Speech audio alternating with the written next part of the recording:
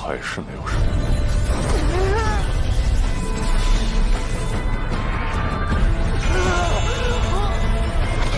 很好，少年。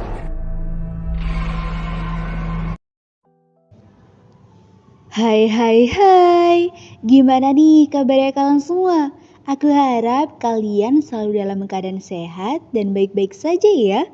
Oke guys, di video kali ini aku akan membahas alur cerita Donghua berjudul Throne of the Seal part yang kedua.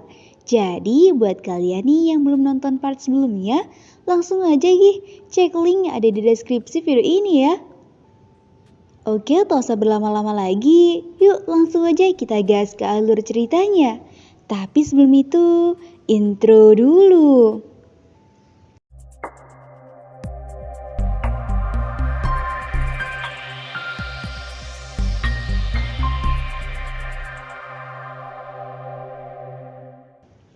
Melanjutkan part sebelumnya, saat ini Hao Chen tengah masih belum selesai menjalani ritual kebangkitan suci. Selama menjalani ritual, Hao Chen pun diperlihatkan akan jatuhnya sebuah pusaka pedang hitam.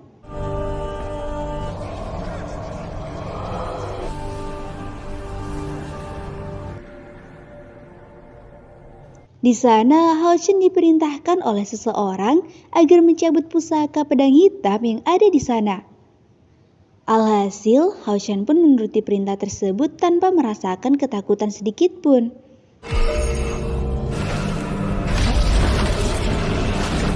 Sementara itu, Long Xingyu masih memantau dari luar mengenai peningkatan poin yang diperoleh oleh Hao Chen. Tadinya, Long Xingyu sempat berniat ingin mengakhiri ritual kebangkitan ilahi. Namun, niatnya pun terhenti setelah melihat sejuta elemen cahaya dari segala penjuru yang turut mendatangi Hao Chen. Rupanya, jutaan elemen cahaya tersebut berasal dari semua makhluk hidup hingga para penduduk kota.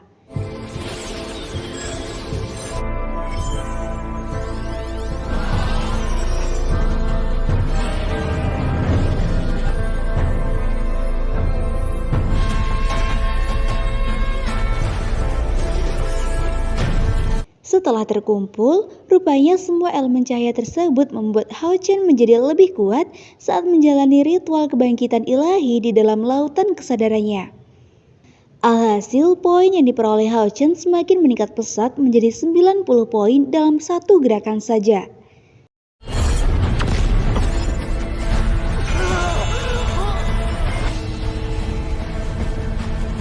Sementara itu, para penduduk kota beserta orang terdekat Hao Chen turut menyaksikan sumber cahaya yang memancar dari kejauhan.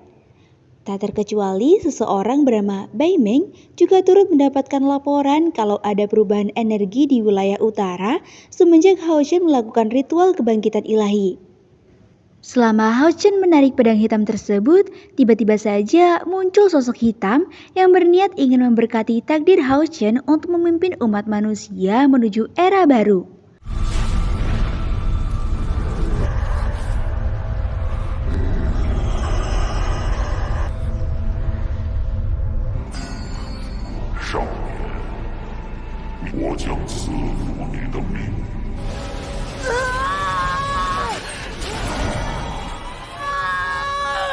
Di sana, sosok tersebut memberikan sederet pesan untuk digunakan sebagai panduan Hao Chen menuju era baru dan mengetes keberanian Hao Chen. Di sisi lain, Long Xingyu merasa terkejut setelah Hao Chen bisa meningkatkan kekuatan spiritual bawaannya. Alhasil, Hao Chen pun berhasil memenangkan kepercayaan sosok tersebut.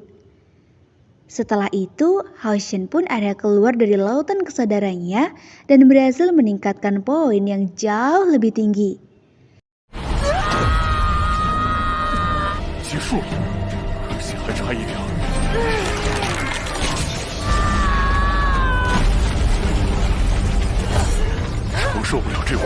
Karena saat itu Long Xingyu merasa khawatir, ia pun membantu mengurangi rasa sakit dalam tubuh Hao Chen.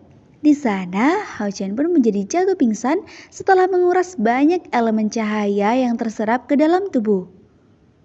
Singkat cerita, Long Xingyu dan Hao Chen pun mendatangi pemandian air panas untuk memulihkan diri.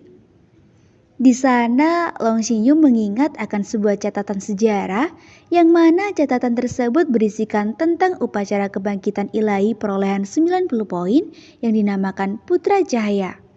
Sedangkan Hao Shen sendiri telah memperoleh sebanyak 97 poin melebihi kriteria di sebuah catatan sejarah.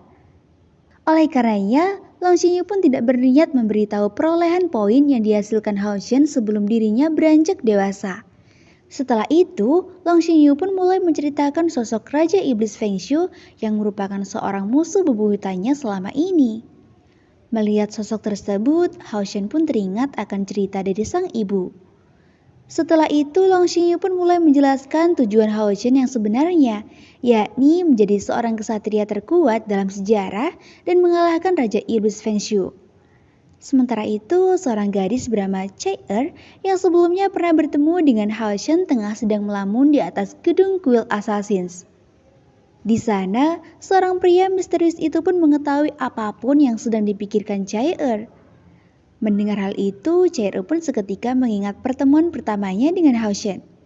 Selain itu, pria misterius itu pun menjelaskan kalau hanya Syairullah merupakan satu-satunya harapan untuk menjadi seorang saint reinkarnasi dan menjadi yang terkuat dalam sejarah iblis suci hingga berhasil membunuh Raja Iblis Feng Shui.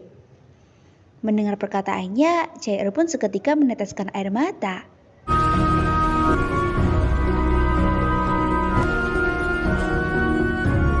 Keesokan harinya, kita diperlihatkan seluruh para murid sekolah kuil kesatria tengah sedang melakukan latihan fisik kecuali Hao Shen. Oleh karenanya, Cheng Hu pun menanyakan keberadaan Hao Shen kepada Master Balza. Mendengar pertanyaan Jiang Hu, Master Balza pun mengatakan kalau Hao Shen sekarang ini sudah dilatih oleh instruktur lain. Sementara itu, Hao Shen sendiri tengah sedang berlatih dengan Long Xinyu. Di sana, Long Xinyu sendiri sedang berniat menguji Hao Shen ke dalam gua bawah tanah yang sangat gelap.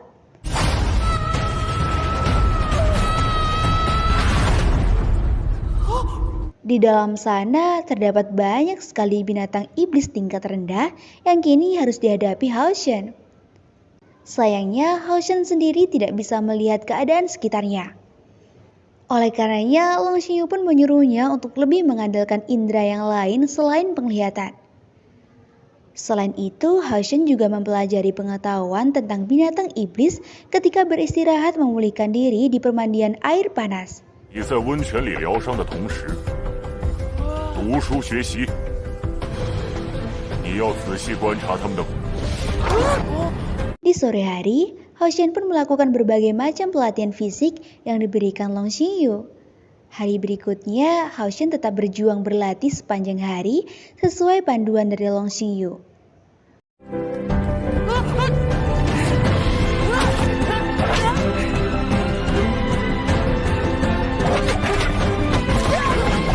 Sampai pada saat ia terjatuh di atas tebing, beruntungnya Long Xinyu berhasil menyelamatkannya. Setelah itu, Long Xinyu pun membawa Hao Shen menuju ke suatu tempat yang mana di sana terdapat sebuah meja makan yang menyediakan banyak makanan lezat.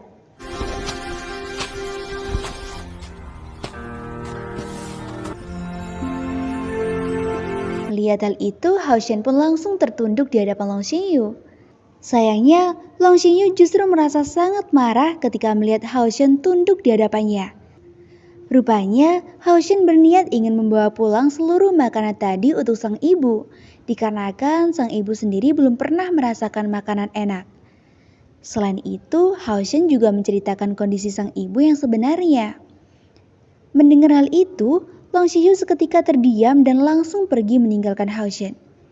Di sana, Long Xinyu pun mengingat sebuah kenangannya bersama Bayu.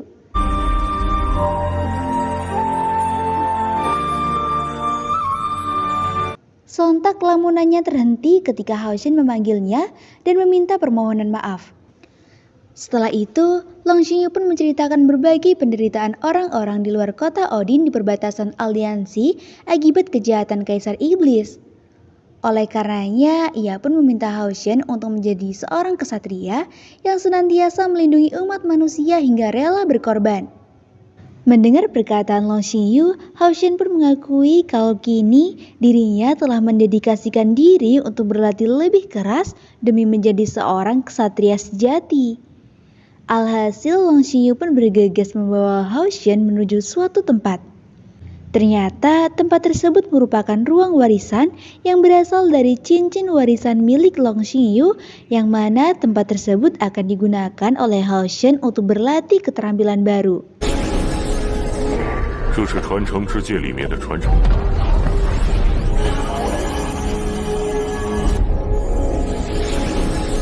Setelah itu, sederet kartu raksasa di dalam sana pun satu persatu turun dari tempatnya.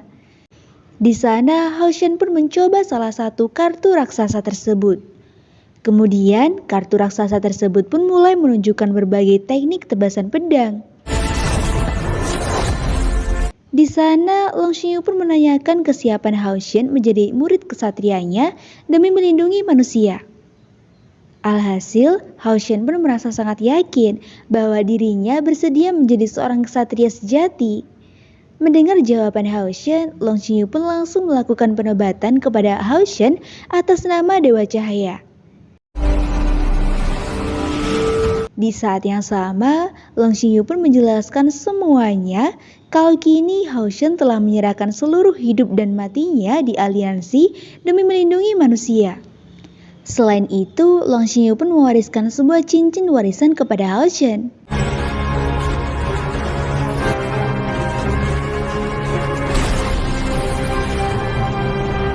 Setelah mendapatkan pengakuan, sederet kartu-kartu di sana pun mulai kembali ke tempat asalnya.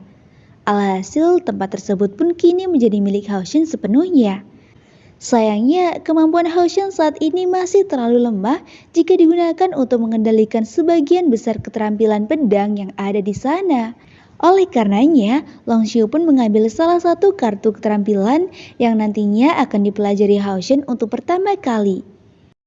Setelah keluar dari tempat itu, Long Xingyu pun mulai mengajari Hao Shen keterampilan pedang persis seperti yang terdapat pada kartu keterampilan. Alhasil, pohon-pohon dan batu di sana seketika menjadi roboh akibat tebasan pedang yang dilakukan oleh Long Xingyu. Melihat hal itu, Hao Shen pun langsung mencoba teknik tebasan pedang tersebut. Sayangnya, Hao Shen sendiri masih belum bisa menunjukkan hasil yang maksimal. Oleh karenanya, Long Xingyu pun menyuruh Hao Shen agar mengayunkan pedang tersebut sebanyak 3.000 kali dalam sehari dan 1 juta kali dalam setahun. Semua itu ia lakukan ialah demi umat manusia yang kini Hao Shen lindungi.